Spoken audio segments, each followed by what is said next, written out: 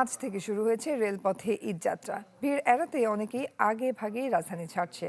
সকাল থেকে বেশিরভাগ ট্রেনই কমলাপুর রেল স্টেশন থেকে সময় মতো ছেড়েছে, ফলে অনেকটা স্বস্তিতেই ঈদযাত্রা শুরু করতে পেরেছেন যাত্রীরা।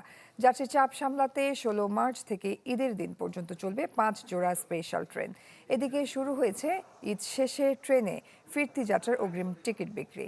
সকালে কমলাপুর রেল স্টেশন পরিদর্শনে গিয়ে সড়ক, রেল ও নৌ পরিবহন মন্ত্রী জানান, ঈদযাত্রায় জ্বালানি তেল কোনো বাধা হবে না। 15 মার্চ থেকে পর্যাপ্ত তেল পাবে গণপরিবহন। এদিকে ঈদের এক সপ্তাহ আগে মহাসড়কে বেড়েছে যাত্রী ও যানবাহনের চাপ। বিভিন্ন মহাসড়কের বাস স্টপেজে দেখা গেছে যাত্রীদের ভিড়।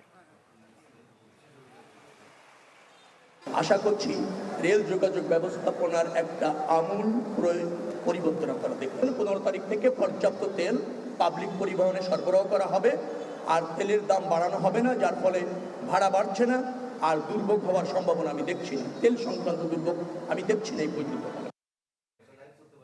দর্শক, ঈদ যাত্রার খবরাখবর জানাতে কমলাপুর এবং মহাখালী বাস স্টেশন থেকে যুক্ত হয়েছেন আমাদের সহকর্মীরা। চলে যাচ্ছি তাদের কাছে। শুরুতেই চলে যাব কমলাপুর রেল স্টেশনে রয়েছেন ইমতিয়াজ মাহমুদ। ইমতিয়াজ, আজকে থেকে ঈদ যাত্রা শুরু করেছে রেল কর্তৃপক্ষ, তো জানাবেন বিস্তারিত কি খবর আছে আপনার কাছে? বলা যায় যে ঈদের কিন্তু আর বেশি দিন নেই, প্রায় 7 থেকে 8 দিনের মতো সময় বাকি আছে। এবং ঈদের এই যে সময়টা এখন থেকে কিন্তু অনেকেই ঢাকা থেকে যারা নিজের বাড়ির উদ্দেশ্যে যাবে তারা কিন্তু তাদের যাত্রা শুরু করে দিয়েছে। এবং এই যে ঈদকে কেন্দ্র করে যে একটা বাড়তি ভিড়, এই ভিড়কে এড়াতেই কিন্তু এই 7 থেকে 8 দিন আগে অনেকে তাদের নিজের বাড়ির উদ্দেশ্যে কিন্তু রওনা দেয়। এবং আজকে সকাল থেকে আমরা এখানে ট্রেন স্টেশনের যে কর্তৃপক্ষ রয়েছে তার সাথে কথা বলেছি। সকাল থেকে প্রত্যেকটি ট্রেনই কিন্তু তাদের যথাসময়ে ট্রেন স্টেশন ছেড়ে চলে গিয়েছে। এবং আজ সকালেই এই সার্বিক পরিস্থিতি, ট্রেন যাত্রা, বাস যাত্রা, সকল যাত্রা নিয়ে সার্বিক কথা বলেছেন রেলমন্ত্রী রবিউল আলম। তিনি বলেছেন যে ঈদকে কেন্দ্র করে 124টি নতুন কোচ কিন্তু যুক্ত করা হবে। তাছাড়া 16ই মার্চ থেকে বলা যায় যে ঈদ পর্যন্ত এই সময় জুড়ে প্রায় 5টি নতুন ঈদ ট্রেন যুক্ত করা হবে। তাছাড়া এই ঈদের যাত্রা যাতে মানুষ সুস্থ সাবলীলভাবে করতে পারে সেই জন্য যাতে হচ্ছে যে অতিরিক্ত নিরাপত্তা ব্যবস্থা, তথ্য সেবা কেন্দ্র, সেগুলো কিন্তু দেওয়া হয়েছে। এবং সবচেয়ে গুরুত্বপূর্ণ যে ব্যাপারটা রয়েছে সেটি হচ্ছে যে এই যে বেশ কিছুদিন ধরে যে তেলের যে একটি চাহিদা রয়েছে, মানুষ সব জায়গায় তেল পাচ্ছে না, সেই প্রশ্ন এখানে উঠে আসে। এবং সেই প্রশ্ন উঠে আসায় তিনি বলেন যে 15 তারিখের পর থেকে তেলের যে রেশনিং সিস্টেম সেটা কিন্তু থাকছে না। পর্যাপ্ত পরিমাণে প্রত্যেকে তেল পাবে এবং এই তেল পাওয়াকে নিয়ে একটি কিন্তু স্বস্তি তৈরি হয়েছে। আমরা এখানে যাত্রীদের সাথে কথা বলছি, তারাও কিন্তু বলেছে যে তাদের কোনো ভোগান্তি নেই, এখন পর্যন্ত সময় মতো ট্রেন যাচ্ছে এবং তারা স্বস্তিতেই কিন্তু ট্রেনে উঠতে পারছে, যেতে পারছে।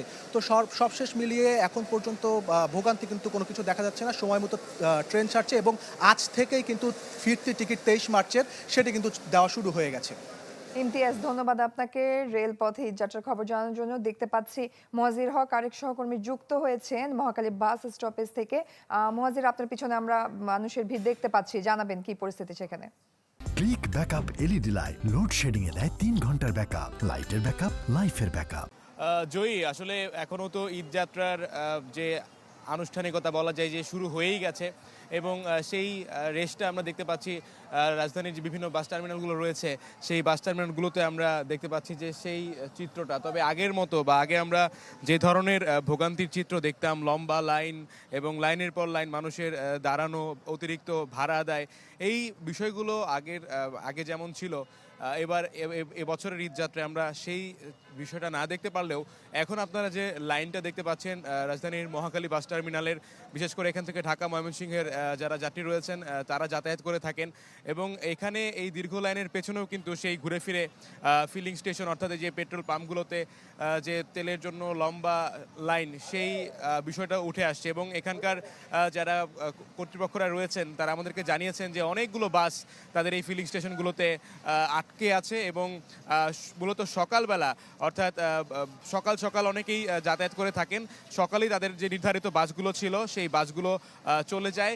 এবং ফিরতি সময়ে অর্থাৎ ফিরতি সময় তাদের যে তেল ভরতে হয় সেই জায়গায় অনেকগুলো বাস আটকে আছে। তবে আমরা রাজধানীর আরও বিভিন্ন বাস টার্মিনাল যেগুলো রয়েছে সায়দাবাদ, গাবতলী, আরামবাগ, মতিঝিলের এসব জায়গাতেও আমরা ঠিক একই চিত্র দেখতে পেয়েছি। তবে কোথাও আমরা অতিরিক্ত ভাড়া আদায় কিংবা যাত্রীদের ভোগান্তি করা এসব বিষয়ে আমরা এবছরের ঈদযাত্রায় আমরা মূলত এই চিত্রটা দেখতে পাইনি। তবে যাত্রীরা বলছেন যে এই ফিলিং স্টেশনগুলোতে যেভাবে বাসগুলো জমা হয়ে থাকছে। মহাজিদ, ধন্যবাদ আপনাকে। দর্শক, আমরা দেখতে পাচ্ছি কাজী ফয়সাল আরেক সহকর্মী আমাদের সাথে যুক্ত হয়েছেন গাবতলী থেকে। সেখানে মেট্রোপলিটন পুলিশের অভিযান চলছে। ফয়সাল, কিসের অভিযান চলছে বিস্তারিত জানাবেন আমাদের।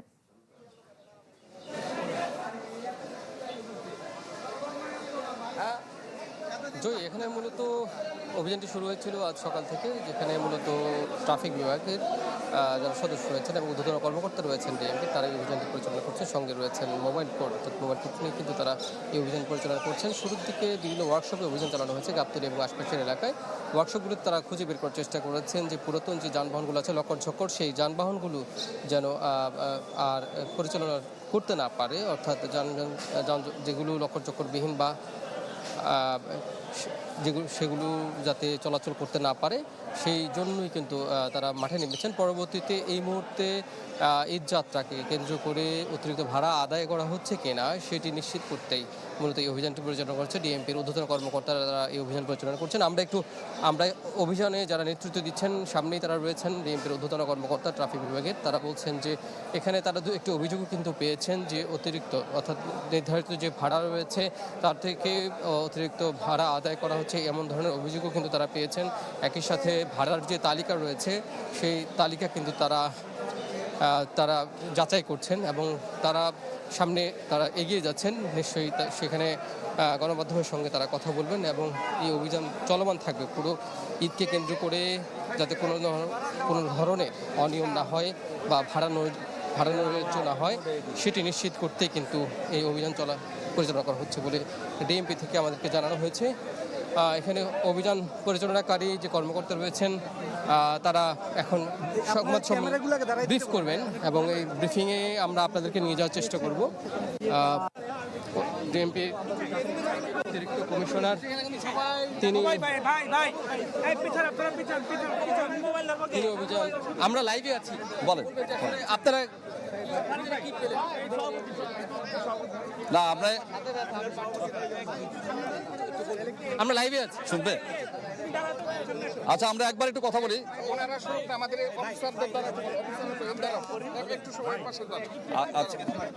আচ্ছা,